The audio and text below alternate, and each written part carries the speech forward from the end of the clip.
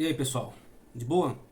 Bom, eu não sei vocês, né, mas eu não tenho muito estômago para acompanhar aquela CPI horrível, nojenta, que os inquiridores só dão ouvido, só dão direito de resposta àqueles que são a favor ao ideal deles, às ideias deles, no caso.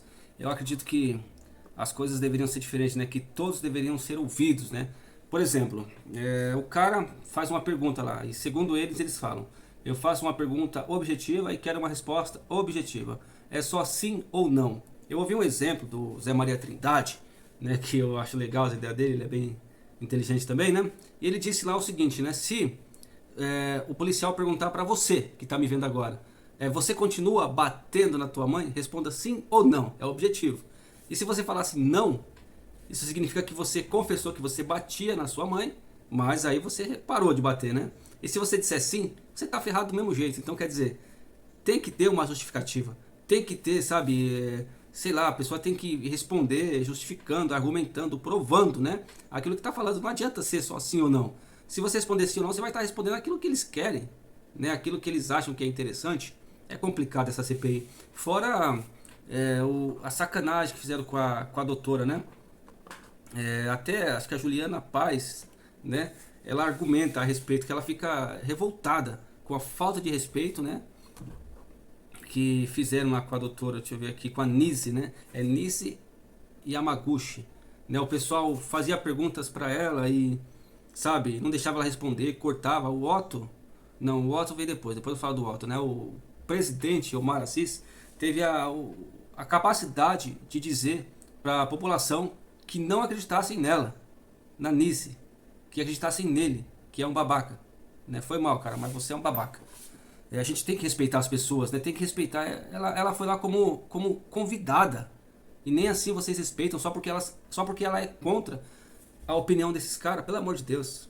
A pessoa que tem um pingo de bom senso, né? A pessoa que diz que é justa, que diz que é correta e honesta, não vai estar de acordo com uma atrocidade dessa. Vocês podem reparar, a Nice eles trataram mal, né? O Pazuello trataram mal, qualquer um que fosse contra a ideia deles, eles tratavam mal, não deixava responder, não queria saber de nada, não queria que eles argumentassem as respostas. Agora, aqueles que eram a favor das ideias deles, o presidente Omar Aziz chegou até a defender, que foi o caso do Dimas Covas, né, que ele até quase virou um advogado. E por mais que os senadores lá de direita mostrem para ele as provas, mostrem para eles vídeos, né, façam o que for, mesmo assim não tem jeito, é complicado, né? Mas o que você quer esperar de uma CPI que tem um presidente e um relator cheio de problemas com a justiça, né? Com vários inquéritos parados. Não pode esperar muito disso, né? É complicado. Só sei que é uma falta de respeito. E para aquele que tem um mínimo de bom senso, né? Eu acredito que não está de acordo com essa... como que eu posso tratar isso? É uma palhaçada, com essa palhaçada. Não tem nem palavras para falar sobre essa CPI. Quando eu começo a ver a CPI, pessoal, quando eu começo a olhar, sabe, eu fico muito nervoso. Então eu prefiro deixar passar, desligar ou colocar outra coisa, porque, pelo amor de Deus, tem que ter estômago forte para aguentar aquilo ali. Tem que ter um psicológico muito forte.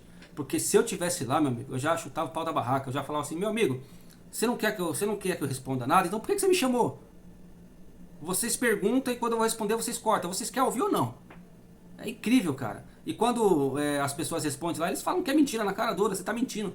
Como assim? Quem é eles para dizer que tá mentindo? Mesmo com provas, sabe? Com documentos, com papéis e tudo, eles falam que é mentira. Agora, quando os outros senadores pediram, né, para chamar governadores e prefeitos, o Omar surta, né? Quando pedem para chamar o Carlos Gabas, ele surta. Né? Quando fala da Amazônia, ele surta, né? Por que será, né, cara? Tanto que a Polícia Federal, né, ela fez uma busca e apreensão lá no estado de Amazonas, né? Deixa eu ver aqui. Segundo CNN Brasil, são 19 mandatos de busca e apreensão e 6 prisões temporárias, cumpridos na cidade de Manaus, Amazonas e em Porto Alegre, Rio Grande do Sul. Além de sequestro de bens e valores, olha só, que somados alcançam uma bagatela de 22 milhões 837 mil 522 reais, com mais 24 centavos. Incrível, né? E ainda, isso aí foi em Manaus, tá? Na casa do governador, possivelmente. E a PF foi recebida a tiros pelo filho de um dos investigados. Olha que legal.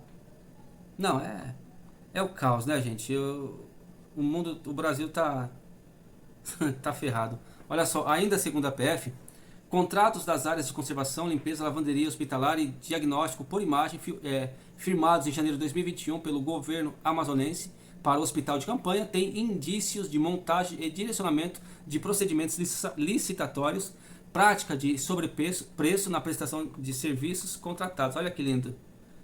Não, é de se, sabe, sei lá, pessoal, é muita injustiça. E tipo assim, e esses caras estão assim, né, com o presidente da CPI, né? Que é o caso do Wilson Lima, né? O que dizer desse povo, né? O que dizer dessa população? O que dizer desses caras? Como que um cara cheio de problemas com a justiça pode ser presidente de uma CPI? Ou pode ser um relator de uma CPI? Como uns caras investigados, cheios de inquéritos abertos, trancados, podem querer julgar alguém, podem querer investigar alguém? É estranho, né? É meio esquisito, mas enfim, né? Uma notícia rapidinho pra vocês, tá, pessoal? Essa é quentinha. O Exército decide não punir Pazuello por participação em ato político com o Bolsonaro. Isso aqui é G1, tá? Do jornal, do Globo, no caso.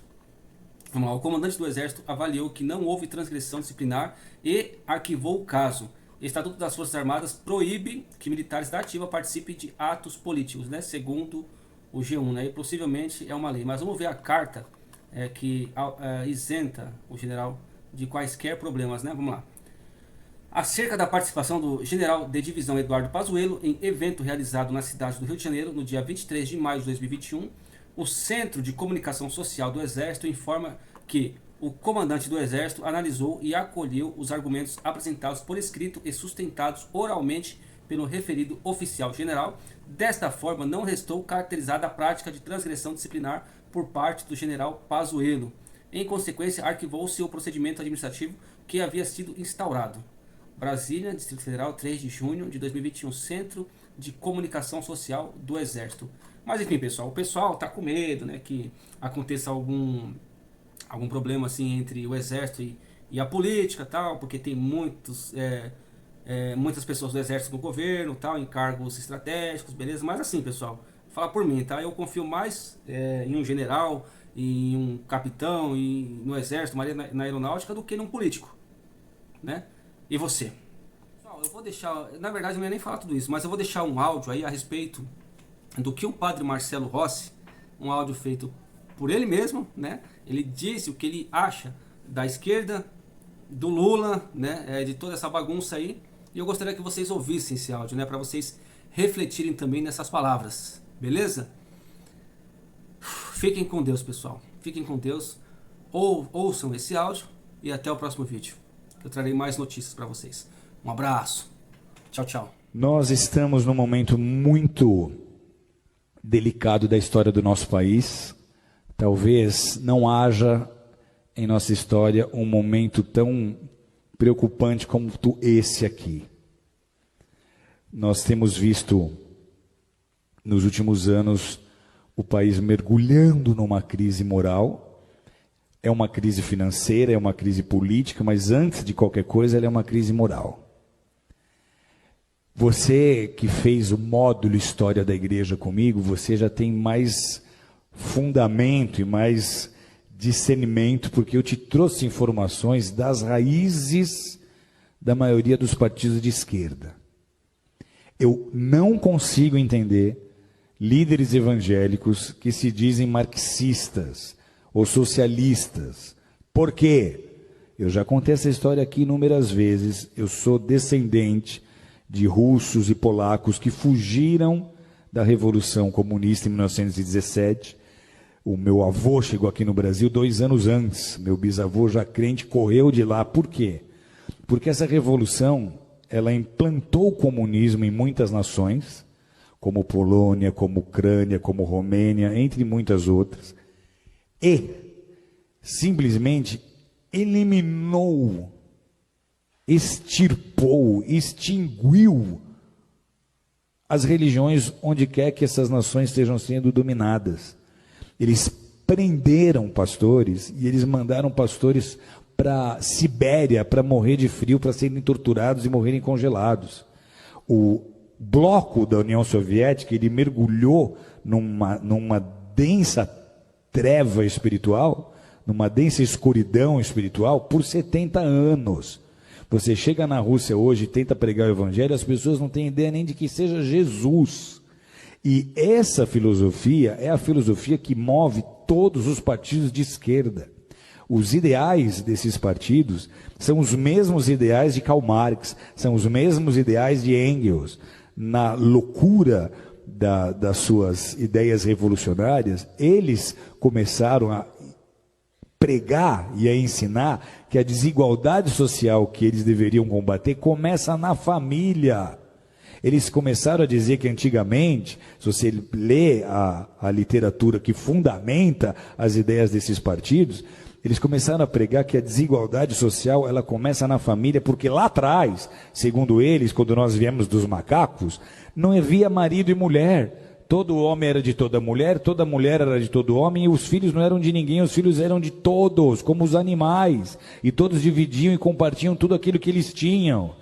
E aí alguns mais espertos resolveram plantar em maior quantidade, ter um gado em maior quantidade para ter uma maior provisão, e para isso eles precisavam de gente trabalhando, e aí eles começaram a tomar mulheres para eles, gerar filhos para colocar como escravo no trabalho. Então eles dizem, a família é a culpada da desigualdade social, e essa é, queira você acreditar nisso ou não, a raiz que movimenta tantas ideias e tantos projetos de lei que tentam sendo aprovados, tentam se aprovar no Brasil, com a intenção de destruir a família tradicional, de destruir a família modelo judaico-cristã.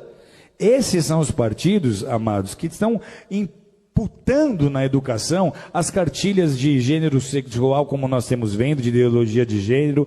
Esses são os partidos que estão apoiando os direitos humanos, como vocês têm visto, que apoia muito o direito do bandido, do assassino, mas não quer saber da vítima. E eles transformaram, nesses anos que estiveram o governo, o Brasil no país que nós somos hoje. Não só mergulhado em crise moral, mas financeira. E por que é importante nós nos posicionarmos agora? Porque de tudo que você já viu, que já veio à tona do que eles fizeram nesses 13 anos, que só comprovou um desgoverno. Porque o compromisso desse bloco não é com a nação brasileira.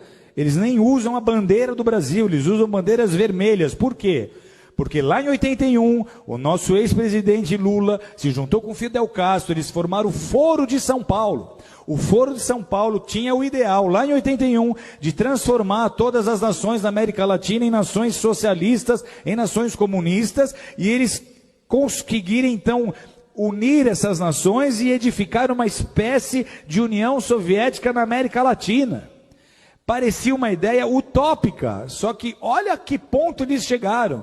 Então, para esses grupos e para essas lideranças, o objetivo é transformar o Brasil em parte de um Estado maior, essa América Latina comunista. Eles querem que em todas as nações da nossa América do Sul, da nossa América Central, ocorra o que está acontecendo hoje na Venezuela. E esse seria o caminho se nós não tivéssemos vivido as interrupções que nós vivemos. Por que é um desgoverno? Porque os nossos presidentes passados não governaram com o interesse de beneficiar o Brasil, mas eles usaram dos nossos próprios recursos para construir porto em Cuba, para ajudar países na Bolívia, para ajudar países que têm a mesma mentalidade que eles. Então, se nós permitirmos que um partido qualquer de esquerda, com essa mente e com esse coração, suba ao poder mais uma vez, o Brasil não vai resistir. Vocês estão entendendo o que eu estou dizendo?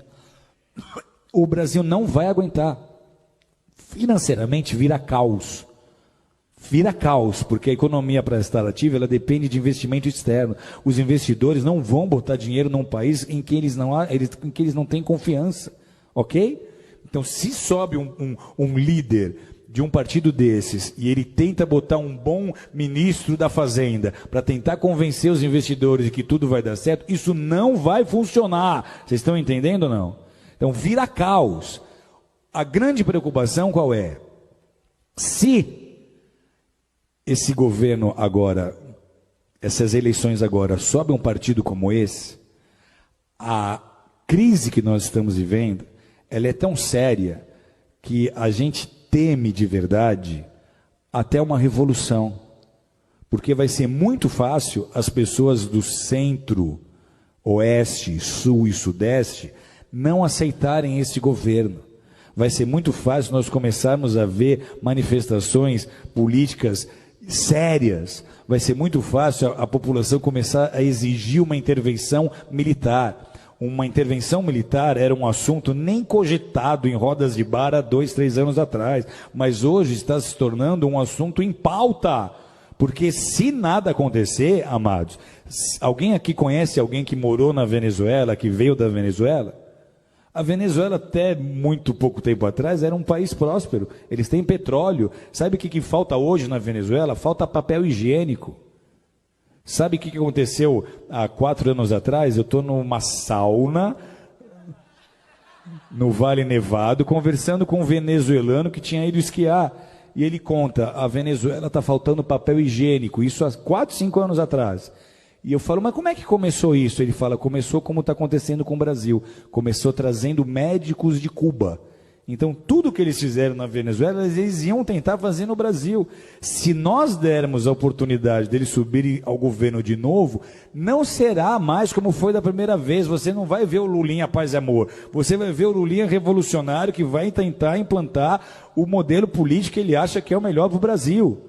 Sabe o que acontece com a igreja num cenário como esse? Tem ideia ou não? Primeiro, os nossos valores já estão sendo desprezados. Nós, para eles, somos o ópio do povo. Eles não veem valor naquilo que nós fazemos. O marxista raiz, ele é ateu. O evangelho para ele não significa nada. Ok? Então, para a igreja, esse é o pior cenário possível. Deus está no controle, sempre esteve e sempre estará. Mas a gente transforma uma nação com oração e com consciência na hora de votar.